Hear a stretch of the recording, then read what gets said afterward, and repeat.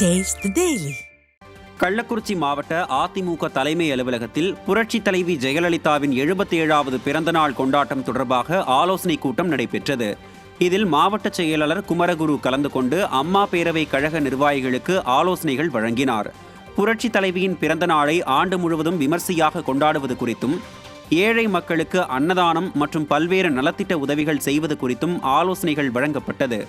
இந்நிகழ்வில் அதிமுக சட்டமன்ற உறுப்பினர் செந்தில்குமார், முன்னாள் சட்டமன்ற உறுப்பினர் பிரபு மற்றும் ஏராளமான கழக நிர்வாகிகள் கலந்து கொண்டனர்.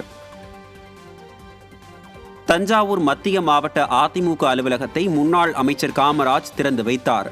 தஞ்சை ஆர் நகர் பகுதியில் புதிய அலுவலகத்தை திறந்து வைத்து பேரறிஞர் அண்ணா, புரட்சித் தலைவர் எம்ஜிஆர், புரட்சித் தலைவி ஜெயலலிதா ஆகியோரின் திருவுருவப் படத்திற்கு மலர் தூவி மரியாதை செலுத்தினார்.